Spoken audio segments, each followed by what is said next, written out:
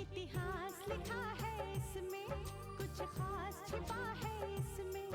इतिहास लिखा है इसमें, कुछ खास छिपा है इसमें। मर्यादा है, कोई वादा है, विश्वास रखा है इसमें। सात फेरों से मिला ये तो उपहार है, मेरा श्रृंगार है, मेरा श्रृंगार है, मेरा श्रृंगार है, मेरा श्रृंगार है। मंगलसूत्र, मंगलसूत्र, मंगलसूत्र, मंगलसूत्र, मंगलसूत्र, मंगलसूत्र,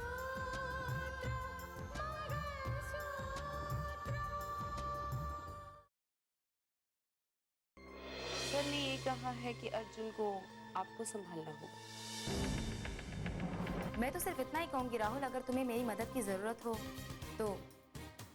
मुझे जो भी करना है अकेले करना होगा महक। कौन है ये? कौन है ये जिसे पुलिस ने गिरफ्तार किया है? ये राकेश नहीं हो सकता। राकेश तो मैं हूं, मैं। हाँ राकेश, तुम मुझे मालूम है कि रितिका के दिल में तुम्हारे लिए आज भी कितनी जगह है। उस बेचारी का तो एक ही मकसद था, तुम्हें बेगुनाह साबित करना। उस दिन मुझसे मिलने के बाद तुमने अपने पिता के बारे में जानने की जरूर कोशिश की होगी कि उनकी सच्चाई क्या है। हाँ, मैंने अपने पिता के बारे में जानने की कोशिश की और अब आपके बारे में भी बहुत कुछ जानती हूँ। क्या क्या जान चुकी हो? वही जो जानना चाहती थी। मामा की बातों पर तो शायद मैं विश्वास ना भी करती, लेकिन राकेश, उससे मिलने के बाद तो आपकी सारी सच्चाई का खुलासा हो गया है। बड़े दुख और अफसोस की बात है मैडम कि आप जैसे ऊंची पोस्ट पर बैठी हुई औरत की सोच ऐसी हो सकती है, ऐसी कि अपने खुद के सुहाग को फांसी के फंदे पर पहुंचा दे। गलत है ये। क्या गलत है मैडम? अब भी आप उसी कोशिश में लगी हुई है। राकेश के गिरफ्तारी की खबर मैंने भी सुनी है और अब आप उसे फिर से फांसी के तख्ते पर पहुंचाना चाहती हैं? नहीं, बिल्कुल नहीं।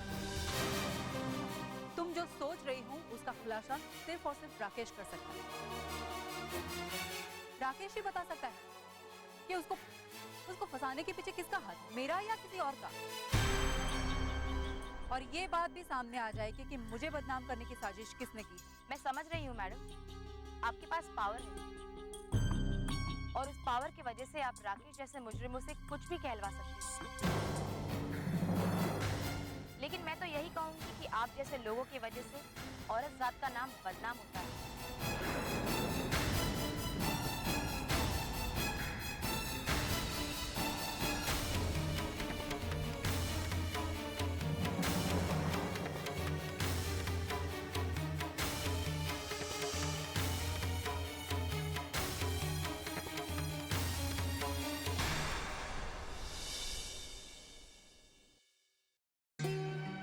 हाय साक्षी। भैया रितिका आ गई?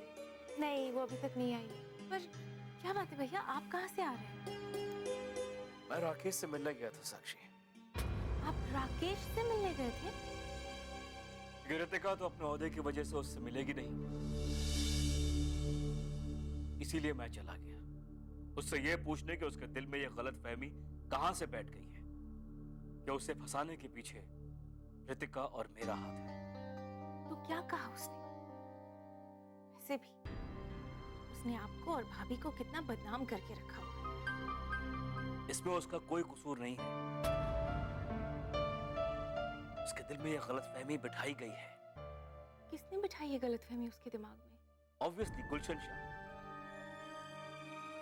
उसी ने ये खेल खेला है और एक हद तक वो कामयाब भी हो गया था। लेकिन अब राकेश सच्चाई जान चुका है, उसे ये एहसास हो गया है कि वो एक गलतफहमी का शिकार था। लेकिन भैया, क्या वो ये बात सबके सामने कहेगा? कह भी सकता है और नहीं भी कह सकता है। फिलहाल ऋतिका और मैं ये चाहते हैं कि राकेश की बेगुनाही साबित की जाए, उसे बचाया जाए। असली मुजरिम गुलशन शाह है, उसे सजा दी जाए।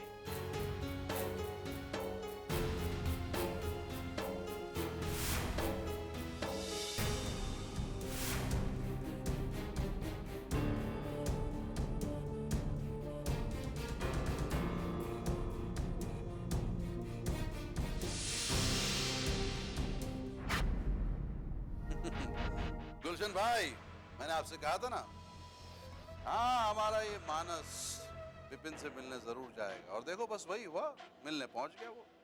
ये जो मानस जैसे लोग होते हैं ना, जो प्यार मोहब्बत की बात करते हैं, एहसास जज्बात की बात करते हैं, ये मुझे एक आंख नहीं बात है, अव्वल दर्जे के बेवकूफ होते हैं मेरी नजर में। पत्रकारिता में बहुत दूर तक जाएगा वो। पत्रकारिता से ही नहीं, बल्कि ऋतिका की जिंदगी से भी दूर जाएगा। वो लॉकअप में विपिन से मिलने गया था। हाँ, बस इस बात का खौफ खाया जा रहा है कि पत्रकार होने के नाते कहीं वो हमारे असली मकसद को ना पाए, तब वो हमारे लिए परेशानी का बायस बन सकता है। अरे हमें क्या परेशानी हो सकती है? बताइए, हमें क्या परेशानी हो सकती है? हाँ, जब तक विपिन हमारे कहने पर चलता रहेगा तब तक तो कोई परेशानी नहीं, एब्सोल्युटली नो प्रॉब्लम। लेकिन हाँ, खास बात तो ये भी है कि मानस हमारा विपिन को, जो राकेश बन चुका है, उसे ऋतिका से मिलाने की हर मुमकिन कोशिश में लगा हुआ है। बस देखना यह है कि कहीं हमारा ये विपिन ऋतिका का तीसरा पति ना बन जाए। इस बात का एहतियात भी बरतना होगा और उस पर नजर भी रखनी होगी।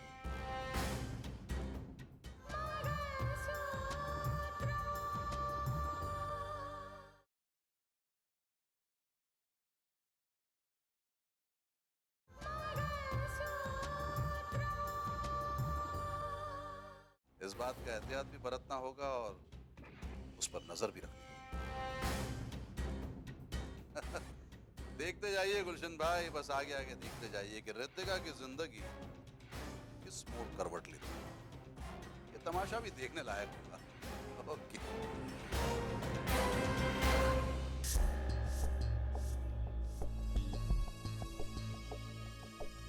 सुंदरलाल का खेल कहां तक पहुंचेगा, इसका उस बेचारी ने अंदाजा भी नहीं लगाया। So sad. माँ, मानस के दिलो दिमाग पर वही बात बैठी हुई है कि आज भी मेरे दिल में राकेश के लिए वही जगह है जो शादी से पहले थी। बेटा ना, ये तो बहुत गलत बात है बेटा। मानस तुम्हारा पति है और उसके दिल में तुम्हारे लिए ऐसी बात आना तुम्हारे लिए ठीक नहीं है बेटा। तो क्या करूं माँ, क्या करूं आप बताइए। मैं ऐसा क्या करूं कि मानस के दिल से ये सारी बातें निकाल दूं। अगर आप लोग बोले तो मैं मानस जीजू को समझाऊं। किसी दूसरे को समझाने से पहले इंसान को खुद को समझाना जरूरी होता है।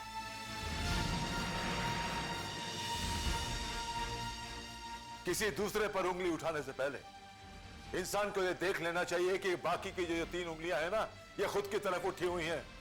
अरे किसी के दामन को तार तार करने से पहले खुद के गिरेबां में झांकना जरूरी होता है। ये आप क्या कह रहे हैं? मैं बिल्कुल ठीक कहना चाहता।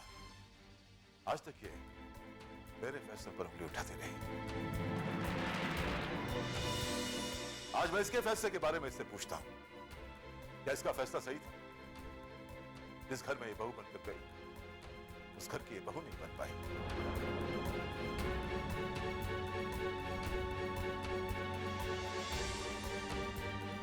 मानस की पत्नी तो बन गई, लेकिन मानस को पति का दर्जा कभी नहीं दिया।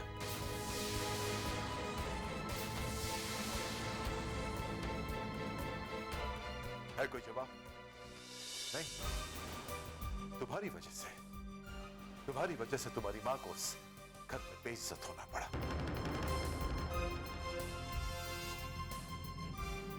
इतना समझाया मैंने, लेकिन तुम्हारी आंखें नहीं खुली। न जाने किस जुनून और जिद में आकर तुम अपने फर्ज को भूल गए।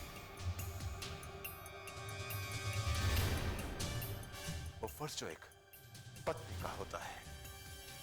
गले में मंगलसूत्र तो डाल लिया, लेकिन उस मंगलसूत्र की मर्यादा क्या होती है वो नहीं समझी।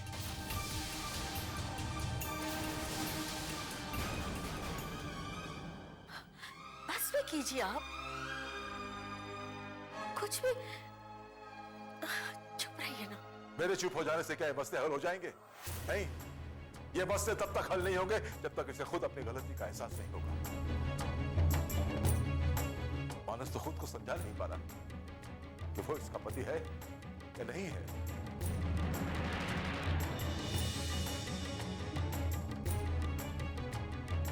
तुमने अपने मंगलसूत्र के साथ इंसाफ नहीं किया और आज उसी मंगलसूत्र ने तुम्हें दो राह मिला के खड़ा कर दिया। तुम्हारी गलती है रिद्धि, तुमने मानस की अच्छाइयों का गलत फायदा उठाया। ये सब जो हो रहा है, ये सब उसी का नतीजा है।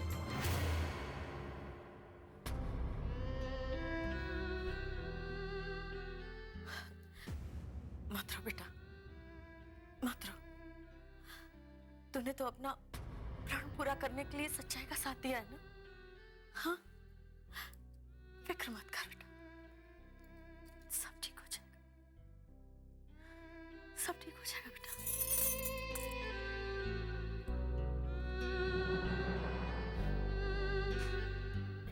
रितिका,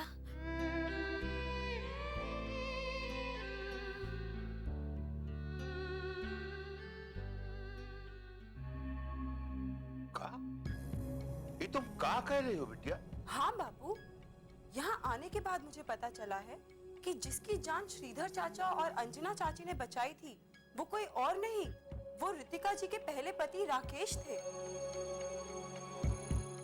और उन्हें पुलिस ने फिर से गिरफ्तार कर लिया है। नहीं नहीं, ये कैसे हो सकता है? हाँ बाबू, ये सच है।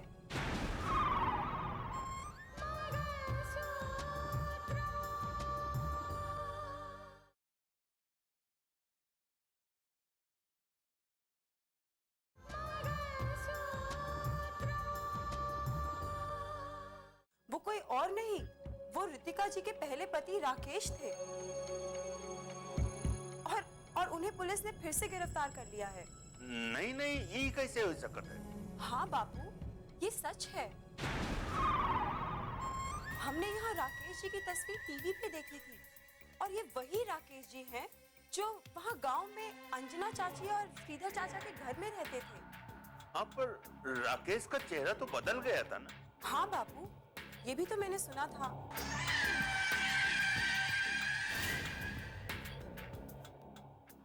नमस्ते पापा। नमस्ते नमस्ते, खुश रहो बिटिया। ये सब हम कहाँ सुन रहे हैं? कुछ नहीं पापा, आप लोगों को इन सब मामलों में पढ़ने की कोई जरूरत नहीं है। राधिका ने जो तस्वीर देखी थी वो बहुत पुरानी तस्वीर है। आप प्लीज परेशान मत होइए पापा, ठीक है? हाँ हाँ बेटा, जब तुम वहाँ हो तो फिर हमें चिंता करने की कौन जरूरत है। ठीक है बेटा, ठीक है। नमस्ते पापा।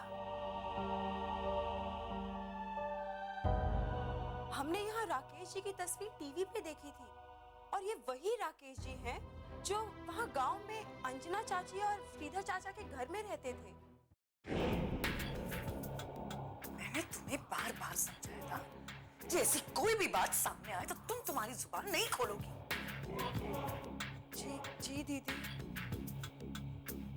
वो दरअसल उस दिन टीवी पे राकेश जी की तस्वीर देखकर मेरे मुंह से अचानक ही निकल गया कि तो वही राकेश है जिसे श्रीधर चाचा ने बचाया था। और कुछ नहीं कहा ना तुमने? जी नहीं दीदी। अब तुम्हें ये कहने की जरूरत नहीं है कि ये वही राकेश है जिसका चेहरा बदल गया। उसका चेहरा बदला या नहीं बदला तुम्हें कुछ नहीं पता। जी दीदी। अब मेरी बात ध्यान से सुनो, तुम्हें इस मामले में कितना बोलना है।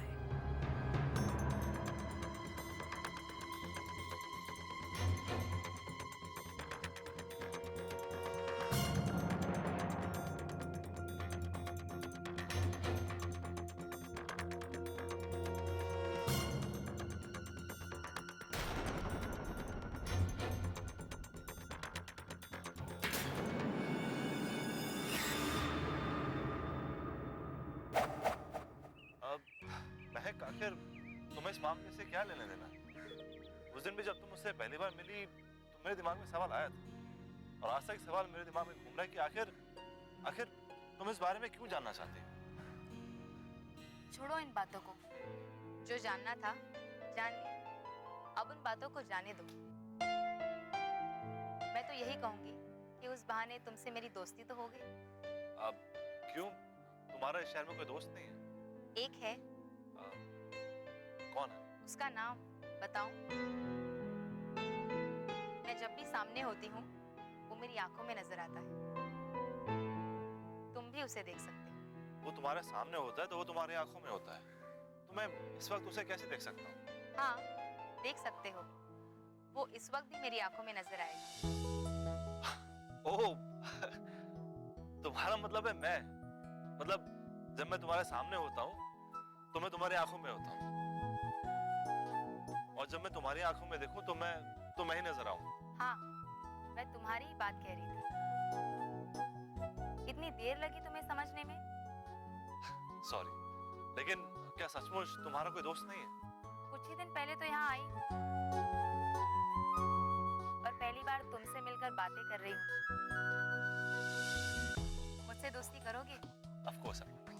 वैसे तुमने मुझे अपने बारे में कुछ नहीं बताया। पहले हम एक दूसरे को जान तो ले, फिर परिचय हो जाएगा।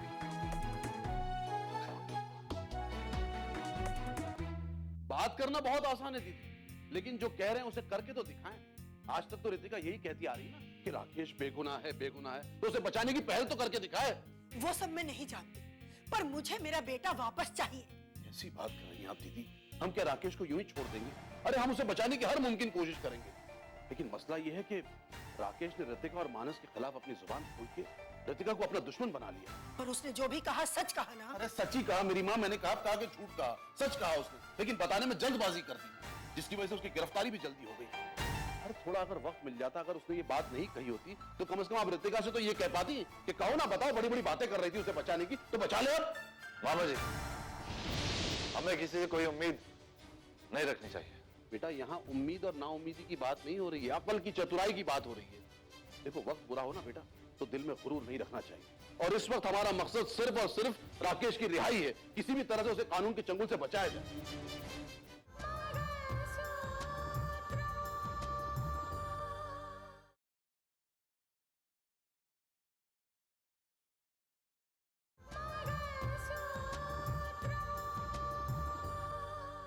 और इस वक्त हमारा मकसद सिर्फ और सिर्फ राकेश की रिहाई है। किसी भी तरह से उसे कानून के चंगुल से बचाया जाए। मैं रितिका को सभी पुरानी बातें याद दिलाऊंगी। मैं उससे जरूर मिलूंगी। हाँ तो मिलिए ना दीदी, मैंने कब इनकार किया है? बल्कि मैं तो ये कहूंगा कि कल करे सो आज कर, आज करे सो अभी। हाँ, आप उससे मिल लीजिए और उससे बात कीजिए कि आखिर वो क्या सोचती है। बेटा तुम आओ, हम सोचते हैं कि हमें क्या करना है। आओ, आप सोचकर बात कीजिए।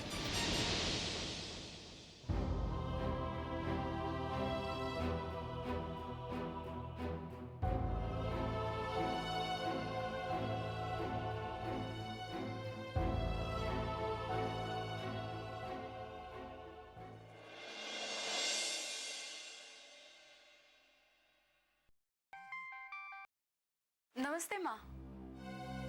नमस्ते। क्या तुम एक बार मुझसे मिल सकती हो रितिका? बहुत सारी ऐसी बातें हैं जो तुमसे करनी है, और मुझे लगता है वो बातें फोन पर नहीं हो सकती। मैं जानती हूँ तुम्हारे पास वक्त बिल्कुल नहीं, पर अगर इस माँ के लिए थोड़ा सा वक्त निकाल लो तो बहुत मेहरबानी हो। माँ, आपको मुझसे इस तरह से वक्त मांगने की जरूरत नहीं है। बताइए आपको कब मिलना है और कहाँ मिलना है? रितिका, घर तुम आना नहीं चाहोगी, और मैं तुम्हें मजबूर भी नहीं करूंगी कि घर आकर मिलो। मुझे लगता है हम मंदिर में मिलने तो अच्छा रहे। ठीक है माँ, मैं पहुंच जाऊंगी। ठीक है, मिलते हैं मंदिर। नमस्ते। खुश रहो।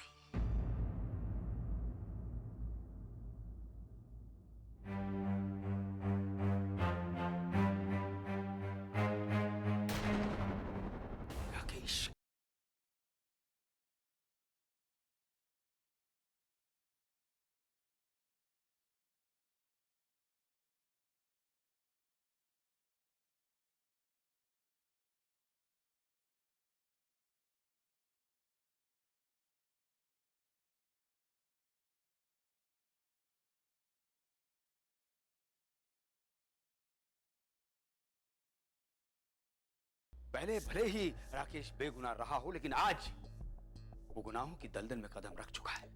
आप लोग यही बात नहीं समझ रहे हैं डैड कि उसके दिल में गलतफहमी पैदा करके हमारे खिलाफ करने की कोशिश की गई, इसीलिए उसने हमारे खिलाफ बयान दिया था। लेकिन आज वो सच जान चुका है। तुम समझते क्यों नहीं हो मानस? क्या अब जब वो कानून के जाल में फंस चुका है तो वो ये कबूल कर रहा है कि उसे गलतफहमी में डालने की कोशिश की गई। कल तक उसे यह ख्याल क्यों नहीं आया? तुम उसे नहीं जानते हो, वो एक ATS ऑफिसर रह चुका है, उसे घुमाना बहुत मुश्किल है। अच्छा ठीक, आंसर मी, राकेश ने जो हमारे खिलाफ बयान दिया था वो झूठा था। आज वो इस बात को कबूल भी कर रहा है। तो आप बताइए डैड कि वो हम पे बिला वजह झूठा इल्जाम क्यों लगाएगा?